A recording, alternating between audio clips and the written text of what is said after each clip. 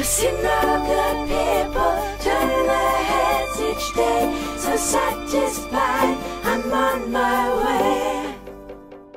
So now I'd like to talk a little bit about the transition. I've been asking within my chapter what they would like to know from you guys. If they had the opportunity to talk to you, what would they ask you about? And many of them were like, sure, I agree with the tenets with the Venus Project, but seriously, like, our society is so screwed up and so messed up. How can we go about it the best scientific way, basically, to transition from this system that's so screwed up to something like the resource-based economy? That question is asked at every stop during the World Lecture Tour. But really, Jacques and I have no money. We have no power. They ask like we have control of things to manipulate the transition. We don't. It really, a lot of it depends on how many people the Zeitgeist members influence.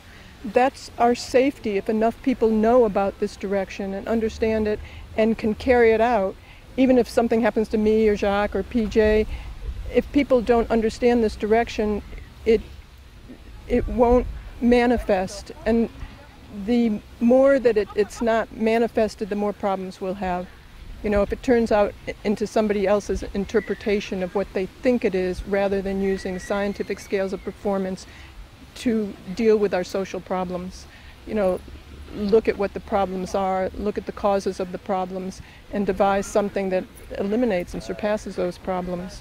So the transition can come in so many different ways, but I think for the most part, it will have to hit people's pocketbooks. As long as they're working, as long as they have jobs, as long as they can feed their families, they're a bit complacent if they don't have enough knowledge as to what is wrong in society and what they're missing. That's why we wanted to do a major motion picture. Peter's next film, I'm sure, will have a tremendous impact. Jacques and I would like to do a film that reaches the general public in kind of an entertaining documentary way that'll carry the majority of the people who know nothing about this. So as I said, they'll understand what they can work towards, they'll understand what's missing, and advocate it when the time comes or before that. So we want to show in the film what life in the resource-based economy would be like, and then help answer the questions, the everyday questions that everybody has, and then show how we get from here to there in the film. But, you know, Jacques and I have been working for 35 years in obscurity, and nobody paid any attention to us. And it just took meeting one person, Peter Joseph, who did that fantastic film, and now look at it, in less than 2 years we have chapters all over the world, and people who are working really hard to understand this direction. And they're reading books, and mainly they're talking to other people, and it's really important to them personally to talk about this and work towards it. And that's what it'll take. So it really, we could just meet one other person that could say, okay, let's go with the city or let's go with the movie.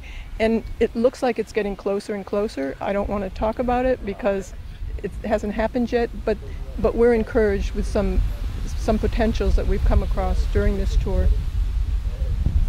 I also find it kind of unfair to think about it that you guys spent decades researching and actually working on this type of stuff, and there's some people that look at this documentary the same way that they would look at a motion picture, you know, just with a beer and the chips in their hands, and they just spew out like the questions that come to mind, and they don't even think about the fact that all of this has been thought about, but we need is really participation of people to kind of try and improve the way things are going right now. One thing that was interesting also was the teams that we were talking about in the transition, that there will be different teams for different areas of the functions of the Venus Project resource-based economy, basically. How could you talk a little bit about the teams? Sure. Well, there'd be different teams of technical personnel, of people who understand what's needed in, say, the first thing, we need to feed people. We need to create different alternative sources of clean energy. We need people who are competent in that field.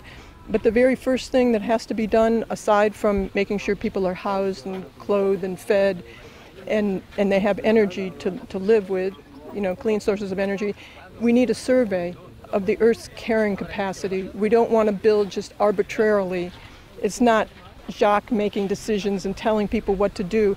It's based on scientific forms of scientific methods applied to the social system. So first there has to be a survey to know what we have, to know where the arable land is, to know where the people are, to know where the technical personnel are, to know where the industries are, to know where, as I said, the arable land, and where the diseases are. That will dictate how many hospitals we need in certain areas, and where we can grow, where we can build the cities, and where we can grow different products. We have to test the soil, know what it could be used to grow best. You know, that the soil would determine that, the test of the soil. So it's not just, as I mentioned, just somebody's whim or opinions. We don't want opinions. We want to check things out. For sure. So the process you just described would be that arriving at decisions, the thing that Peter Joseph always talks about, and that would be another question, is like, who makes the decisions? And as you talked about, it would be no one really. They would analyze and then base off that